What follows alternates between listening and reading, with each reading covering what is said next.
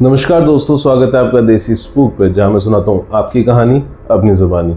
ये वो कहानियाँ हैं जो आप मेरे को इंस्टाग्राम, व्हाट्सएप या ईमेल के थ्रू भेजते हैं।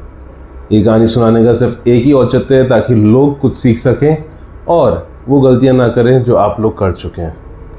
ये कहानियाँ आप अगर एंटरटेनमेंट के लिए सुनना चाहें तो सुन सकते हैं, बट मैं आपको सजेस्ट करूँगा सिर्फ एंटरटेनमेंट के लिए ना सुने, कुछ सीखने के लिए भी सुने, क्योंकि इस चैनल का मोटिव यही है, हम आपको सिखाते भी हैं और हम झूठ से भी पर्दाफाश करते हैं। आज मेरे पास एक नहीं, दो नहीं, तीन कहानियाँ, तीन ऐसे किस्से हैं जो तीन अलग शहरों से आए हैं, और तीनों में आप कुछ ना कुछ सीखेंगे और तीनों में ये समझ में आएगा कि कई बार गलत जगह पे गलत समय पे होना कितना भारी पड़ता है। तो शुरू करते हैं बिना किसी देरी के। आज की जो पहली कहानी है वो मेरे खुद के एक फ्रेंड राघव के साथ हुई थी। राघव जो बाय प्रोफेशन एक नर्स है, अभी उसकी जयपुर में पोस्टिंग है। इससे पहले उसकी पोस्टिंग दूसरे शहर में थी, पर उसकी सबसे पहली जो पोस्टिंग थी वो थी इंदौर में। इंदौर के एक छोटे से गवर्नमेंट हॉस्पिटल में उसकी पोस्टिंग हुई थी। करियर की स्टार्टिंग थी, तो उसने भी ज़्यादा कुछ सोचा नहीं। उसने सोचा कि कहीं से भी स्टार्ट हो रहा है अच्छे से, एंड उसको सीखना था। जब उसने हॉस्पिटल ज्वाइन किया 2019 में, तो उसको फर्स्ट सेकंड डे में सबसे इंट्रोड्यूस करवाया गया, सारी चीज़ें बताई गई, और ये आपके सीनियर्स हैं, ये आपके कलीग्स हैं, ये करना है, ये नहीं करना, एंड सब कुछ बताया गया। पर एक जो रूल था वो बहुत ही अलग था उधर, कि रात के समय बेसमेंट नहीं जाना। तो उसने जब पूछा कि ऐसा क्यों है, तो उसको बोला गया कि बेसमेंट में ना कुछ इश्यूज़ चल रहे हैं, रात के समय कभी कभी लीकेज हो जाता है, एंड लीकेज होने के चक्कर में उधर आप फिसल सकते हो, कुछ बात हो सकती है, लग सकती है। दिन के समय कुछ हो तो आप संभाल भी सकते हो, रात को अगर कभी गए, लाइट नहीं हो और उस चक्कर में फिसल गए। तो उसको ऐसे बताया गया, और वो सुन के ही वाज लाइक ठीक है। अभी मैं बता दूं, राघव बहुत बड़ा नॉन बिलीवर है इस समय, जब उसके साथ ये पूरा इंदौर में इंसिडेंट चल रहा है। राघव ने भी इस बात को इतना ध्यान नहीं दिया। उसको था ठीक है, सबके अपने अपने लॉजिक होते हैं, और हॉस्पिटल थोड़ा पुराना था और उसमें रेनोवेशन की ज़रूरत थी, तो उसने शायद हो सकता है नीचे बेसमेंट में कुछ इशू हो। सब बढ़िया चल रहा था। 1-2 महीने उसने जॉब के बड़े अच्छे से निकाले। डे शिफ्ट थी, उसको कुछ ना कुछ करने को मिलता रहता, सीखता रहता। But 3rd month for some reason उसको नाइट शिफ्ट में डाल दिया। अब जैसा राघव ने मेरे को बताया, नाइट शिफ्ट में सबसे बड़ा इशू जो उधर उसको लगता था कि नाइट शिफ्ट में कोई इमरजेंसी केसेस उसके हॉस्पिटल में नहीं आते थे, क्योंकि वो हॉस्पिटल इतना बड़ा वैसे रिनाउंड नहीं था कि उसमें रात के समय इमरजेंसी केसेस आते हों, और इतना वेल फैसिलिटेड नहीं था जिसमें सारी चीज़ें होती हों। तो उसने कहा रात के समय उसको सीखने के लिए कम चीज़ें मिलती थी। जैसा उसका कहना था कि मच्छर ही मारता रहता था आधे टाइम, तो उसके लिए ना वो बोरिंग होता चला रहा था, कि नाइट शिफ्ट उसको बोरिंग लगने लगी थी और वो नाइट शिफ्ट का काम करना नहीं चाह रहा था। बट उसके सुपरवाइज़र ने उसको बोला कि अगर नाइट शिफ्ट करोगे तो तुम्हें एक नए तरीके से काम करने का तरीका मिलेगा। तो इस चक्कर में वो करता रहा। अब नाइट शिफ्ट उसकी चल रही है, वो सब सही चल रहा है। अराउंड 3.5-4 महीने के अराउंड की बात है। एक किसी रूम में ऑक्सीजन का सिलेंडर ख़त्म हो गया, एंड राघव को बोला लेके आओ। राघव गया चेक करने, तो उसको ग्राउंड फ्लोर पे कहीं नहीं मिला। तो उसको ग्राउंड फ्लोर पे कहीं एक्स्ट्रा सिलेंडर नहीं मिला। तो उसको याद आया कि सुबह के टाइम बेसमेंट में 1-2 सिलेंडर रखे हुए उसने देखे थे। तो उसने कहा बेसमेंट से लेके आता हूँ, जल्दी जाता हूँ, लिफ्ट से जाऊँगा, जल्दी से जाके लेके आ जाऊँगा और किसी को बताऊँगा नहीं। तो उसने सोचा कि जल्दी से जाता हूँ, लेके आ जाता हूँ, कि इमरजेंसी है। तो उसने उस चीज़ पर इतना ध्यान नहीं दिया। वो गया लिफ्ट में, बेसमेंट में गया। बेसमेंट में जाके उसने सिलेंडर लिया, और वो सिलेंडर ले रहा था, उसने देखा कि बेसमेंट में अनयूजली बहुत ज़्यादा ठंडा था। मतलब एक होता है ठंडा होना, एक होता है वैसा ठंडा होना जहाँ जैसे कि मॉर्चरी हो। जिन लोगों को नहीं मालूम मॉर्चरी होती है, वो जगह होती है जहाँ पे डेड बॉडीज़ को रखा जाता है क्रिमेशन से पहले। उसको वैसी ठंडक सी लग रही थी कि कुछ ज़्यादा ही ठंडा है। वो जल्दी से ऑक्सीजन का सिलेंडर लेता है और सीधा सीधा लिफ्ट की तरफ वापस जाने लगता है। जब वो लिफ्ट की तरफ जा रहा होता है, तो उसको अजीब सी आवाज़ आती है, जैसे कोई ड्रॉर सी खोल रहा हो। तो पीछे वापस मुड़ के देखता है, तो देखता है उसको कहीं ना कहीं एक ऐसा जैसा उसने बताया, उसने देखा कोई ड्रॉर जिसमें बॉडी रखी है वो खुली हुई है, जो कि पहले कभी उसने नहीं देखी उधर है बेसमेंट में। पहले कभी उसने 1-2 बार और गया था, बट वो दिन के समय गया था, तब उसने ऐसा कुछ देखा नहीं था। बट अभी इस समय उसको एक ड्रॉर दिख रही है खुली हुई, जिसके बाहर हाथ निकल रहे हैं। और फिर वो देखता है, उसको डर लगना शुरू होता है, ये क्या है। वो अपनी आंखें ऐसे मलता है, वो सोचता है कि मैं शायद कुछ गलत देख रहा हूँ, मैं थोड़ा डर गया यहाँ पे ठंडक से। वो लॉजिकल रीजनिंग लगाता है, वो गैस का सिलेंडर लेता है, सीधा सीधा जाता है लिफ्ट में, बंद करता है। लिफ्ट के बंद होने से पहले उसको एक और आवाज़ आती है, ठट। ये वो आवाज़ थी जो बताती है कि वो ड्रॉर बंद हो गई। वो जल्दी से ऊपर आता है, वो सिलेंडर देता है, देन वो शांति से बैठ जाता है। अभी उसके अंदर ना वो सारी चीज़ें डर बैठ रहा है कि क्या देखा मैंने, क्या हुआ। वो एक दो लोगों से बात करता है, वो अपने सुपरवाइज़र को बोलता है कि ऐसे मेरे को बेसमेंट में जाना पड़ा था और मेरे को ऐसा लगा बेसमेंट में मैंने ऐसा कुछ देखा है। तो जो सुपरवाइज़र था वो उसको ऐसा टाल देता है कि ऐसा कुछ नहीं है, तूने इमेजिन कर लिया होगा वो कि ऐसा कुछ है नहीं, तू सोच रहा है ज़्यादा। पर राघव के दिमाग में कहीं ना कहीं वो चीज़ रह गई थी। कुछ दिन तो ठीक गए, पर उसके बाद राघव का ना बिहेवियर चेंज होना शुरू हो गया। उसका बिहेवियर अब वियर्ड होता जा रहा था। वो नाइट शिफ्ट में कुछ देर के लिए गायब हो जाया करता और फिर वापस आता। ये सारी चीज़ें राघव को भी बाद में पता लगी जब उसके सुपरवाइज़र ने उसको बताया कि वो रात को गायब हो जाता था, अराउंड 1 से 2 के बीच में गायब होता था, फिर वापस आ जाता था। वो लोगों से बातें करना कम कर चुका था। वो जो पहले जितना चीयरफुल रहता था वैसा चीयरफुल नहीं रहता था, लोगों से बातचीत कम कर रहा है और वो एक तरीके से लाश की तरह बैठा रहता था एक ही जगह, एक ही पोजीशन में, और कभी कुछ ऐसे आवाज़ें निकालता रहता था। उसके तबीयत भी ख़राब होना शुरू हो गई थी। उसके घर वाले यूपी से हैं, तो जब उसके घर वालों को पता लगा कि उसकी तबीयत थोड़ी ख़राब हो रही है, उसके जब फ़ोन पे बात करने की कोशिश कर रहे थे, बात नहीं कर रहे थे, उसके घर वाले इंदौर आए। तो वो जिस पीजी में रह रहा था उसको पहले उस पीजी से निकाला और उसको कुछ दिनों की छुट्टी दिला के लेके गए डॉक्टर को दिखाने। डॉक्टर ने देखा, डॉक्टर ने देखते ही बोला कि ये ना बहुत ज़्यादा स्ट्रेस्ड हो गया है, तो इस चक्कर में ऐसा बिहेव कर रहा है, कुछ टाइम छुट्टी पे रहेगा, थोड़ी दवाई दी तो ठीक हो जाएगा। डॉक्टर्स ने दवाई दी, 1-2 दिन तो थोड़ा ठीक लगने लगा, पर वो वापस वैसे ही बैठा रहता, दीवार को घूरता रहता और ऐसी आवाज़ें निकालता रहता। ये आवाज़ें उसके घर वालों को अजीब लगने लगी। राघव की जो मॉम है वो काफ़ी मानती हैं इन सब चीज़ों में। उन्होंने कहा कि डॉक्टर को दिखा लिया है तो एक बार हम किसी पंडित को भी दिखा देते हैं। तो उन्होंने राघव से कहा कि राघव अभी कुछ टाइम आप जॉब पे मत जाओ, आप हमारे साथ यूपी चलो वापस, हम आपको हमारे पंडित जी से मिलवाएंगे, सो दैट एक बार देख लें वो सब ठीक हो या नहीं। तो राघव पहले जाने को तैयार नहीं था। राघव को था नहीं ऐसा कुछ नहीं है, आप लोग ज़्यादा सोचो, और वो अपने घर वालों से लड़ने पे आ गया। तो उसके घर वालों ने समझ में आ गया कि कुछ तो ऐसा अजीब है हमारे बच्चे के साथ, बस इसको अभी ऐसे नहीं लेके जा सकते, इसको बहला फुसला के कभी बाद में थोड़े टाइम में ले जाएंगे। तो उसके राघव के घर वाले कुछ दिन इंदौर रहे। उन्होंने पता नहीं कैसे, राघव ने बताया कि उन्होंने मेरे को बहलाया फुसलाया, मेरे को एक बस उसको इतना याद है कि वह पंडित जी से बात कराई थी, पंडित जी ने कुछ बोला उसको, उसके बाद वो कुछ टाइम तो ठीक रहा, वो सीधा सीधा उनके साथ यूपी आ गया।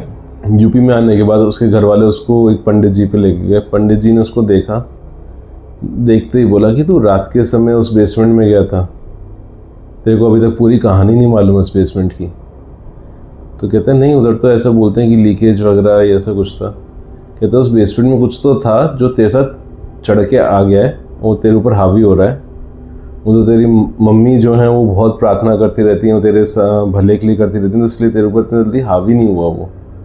हाँ, कुछ टाइम उधर ऐसे ही रहता कि अकेला रहने लगता तो तेरे पे पूरा हावी हो जाता और तेरे को ले जाता। कहते उधर कुछ तो था जो कि तुम नहीं जानते हो, और पता लगाना चाहो तो पता लगा लेना, नहीं लगाना चाहो तो ना लगाओ। मैं तो कहूँगा कि तुम जाओ ही मत उस हॉस्पिटल। राघव सोचता है कि जाके क्या करूँगा, वो बस एक बार इंदौर जाता है ठीक होने के बाद और अपना सामान लेके आता है। उसके हॉस्पिटल में उसके एक दोस्त बना था, उसको बाद में फ़ोन करता है, उसको पूरी कहानी बताता है कि उसके साथ क्या हुआ। तो उसका दोस्त कहता है कि भाई अब तो तू यहाँ से चला गया है, मेरे को भी कुछ टाइम पहले मालूम पड़ा कि जब थोड़ा रिसर्च किया, जब तेरी हालत ख़राब हुई तो मैंने भी जानने की कोशिश करी, तो पता चला ये जो हॉस्पिटल है उसका बेसमेंट पहले एक मॉर्चरी था, यहाँ पे डेड बॉडीज़ लाते थे।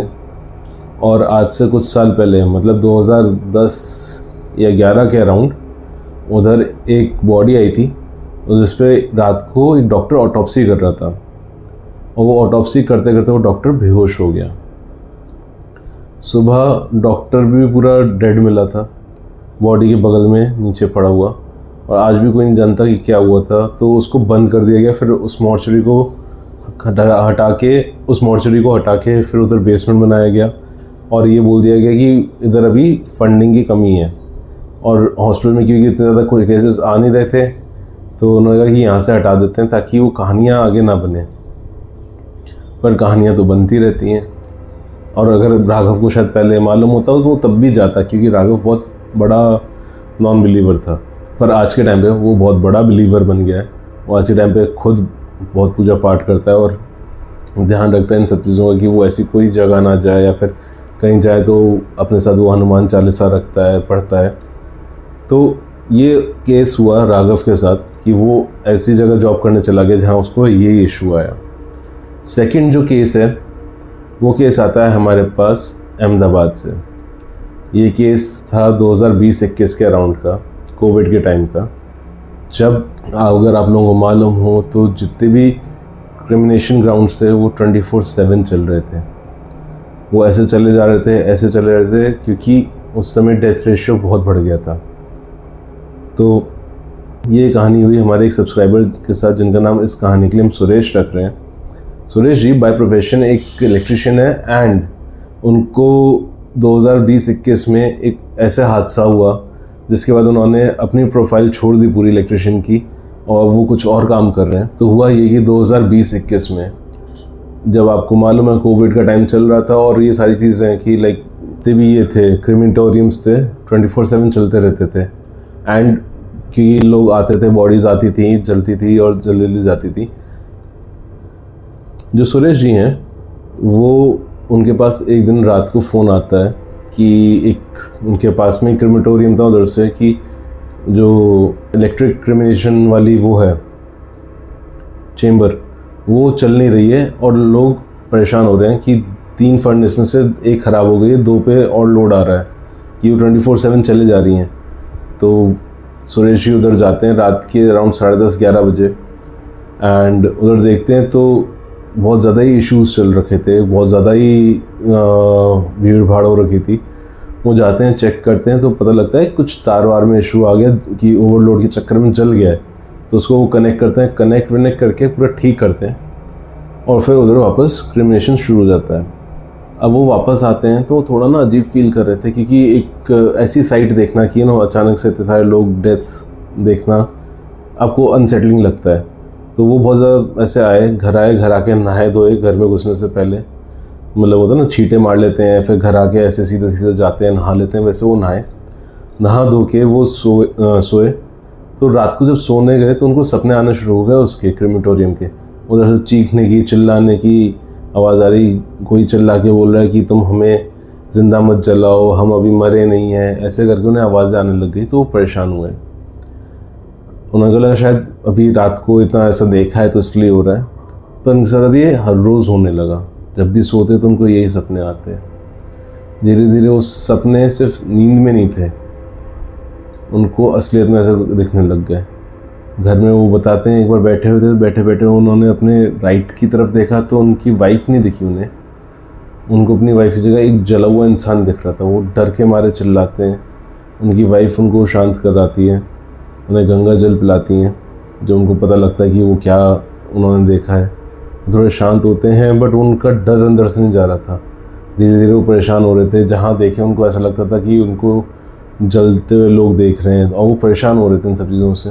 तो एक दिन वो पंडित जी के पास जाते हैं, इनको माना करते थे। तो पंडित जी उन्हें बताते हैं कि जिस समय तुम गए तो उस समय क्योंकि ये सारी क्रियाएँ चल रही थी, लोग अपने लव्ड वंस को किसी भी समय जला रहे थे और सब कुछ कर रहे थे। तो 1-2 ऐसी बॉडीज भी थी जिनको कोई जानता ही नहीं था, और ढंग से सबके दाह संस्कार नहीं हो रहे थे।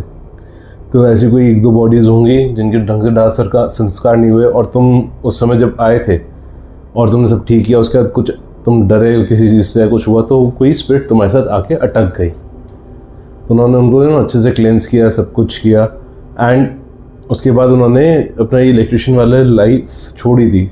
उन्होंने दूसरा बिज़नेस स्टार्ट कर लिया जहाँ पे उनको ऐसे किसी क्रिमेटोरियम में किसी उसमें जाना नहीं पड़ता। पर उन्होंने बताया कि आज तक मेरे से सिर्फ गलती ये हुई कि मैं शायद जिस समय उधर गया उस समय मुझे उधर जाना ही नहीं चाहिए था। आखिरी जो स्टोरी है वो आई है बैंगलोर से। जिन्होंने सुनाई वो हमारे सब्सक्राइबर हैं, बट ये किस्सा उनके साथ नहीं हुआ।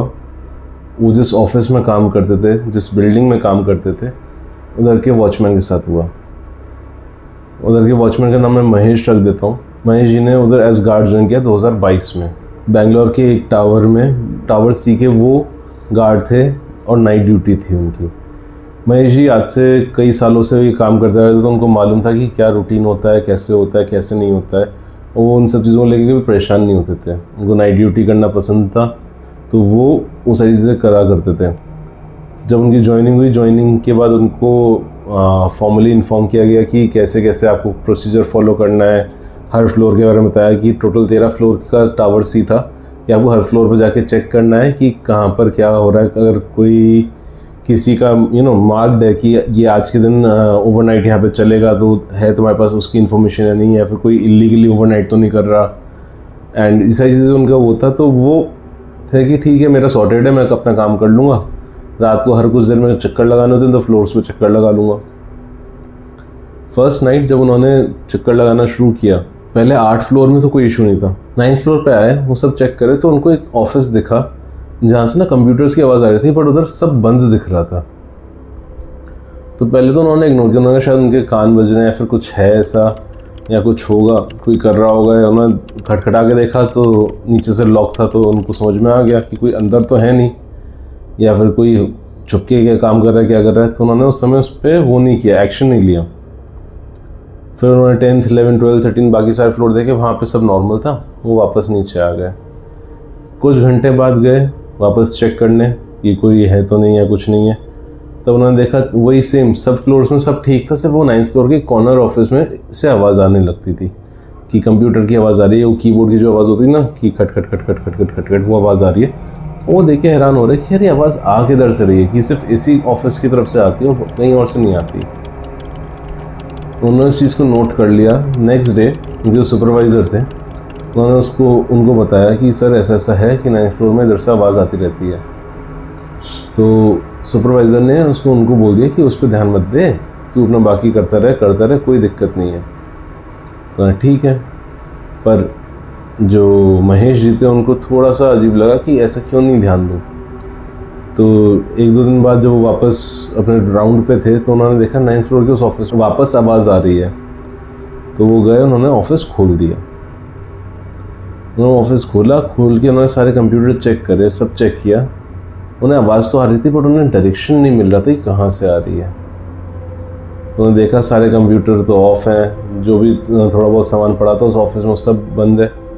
वो वापस आए, उन्होंने दरवाज़ा लगाया और वो चल दिए।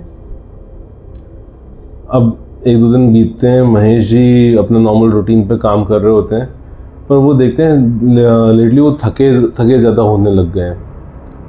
उनके सुपरवाइज़र ने भी कुछ नोटिस किया कि रात को अक्सर 3 से 5 के बीच में महेश जी जाते हैं, उसी 9th फ्लोर के कॉर्नर ऑफिस में जाते हैं, अंदर खोलते हैं, अंदर बैठ जाते हैं 2 घंटे, फिर वापस बाहर आते हैं, बंद करते हैं, फिर जाते हैं।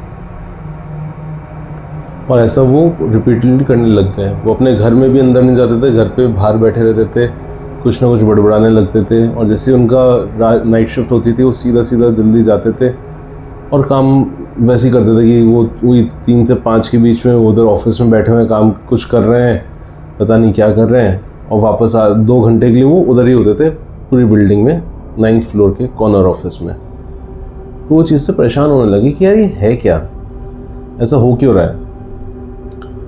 तो उन्होंने जब सुपरवाइज़र ने ध्यान दिया कि यार ये इनका बिहेवियर भी चेंज हो रहा है, थोड़े टायर्ड रहते हैं, कुछ बड़बड़ाते रहते हैं, परेशान रहते हैं। तो उन्होंने महेश जी को बोला कि एक बार आप जाओ, कुछ दिन छुट्टी लो एंड आप ध्यान रखो तो उनकी वाइफ उनको ना पहले डॉक्टर वगैरह पे लेके जाती है, तो डॉक्टर भी कहता है कि कुछ नहीं, ओवर स्ट्रेस्ड हैं, वर्क ज़्यादा कर रहे हैं।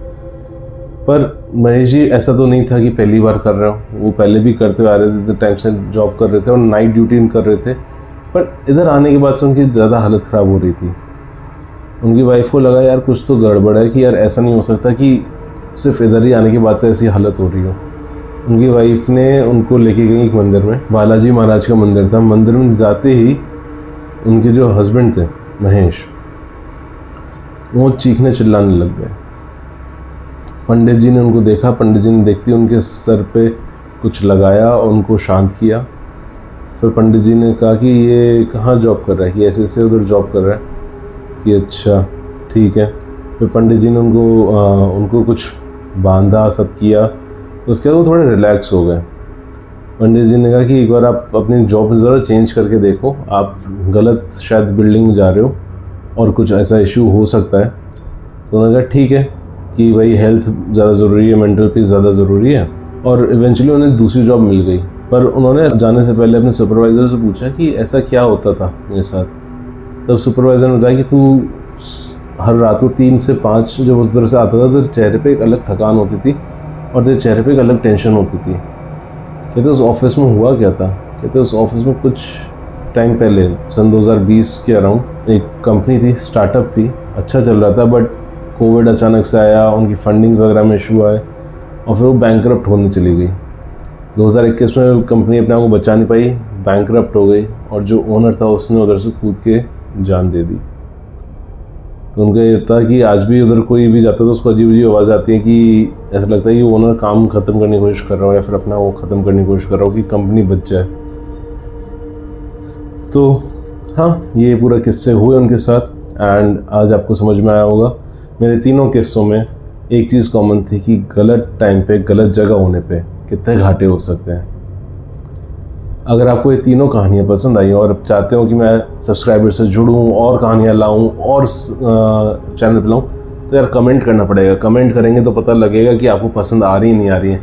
लाइक करें, कमेंट करें, शेयर करें अपने उन दोस्तों के साथ जो बाहर जॉब कर रहे हैं, ताकि उनको भी आइडिया रहे कि यहाँ पे ऐसी जगहों पे नहीं जाना, या फिर जहाँ की मना करते हैं वहाँ वापस नहीं जाना चाहिए। अंटिल नेक्स्ट टाइम ध्यान रखें, सेफ रहें और हर हर महादेव।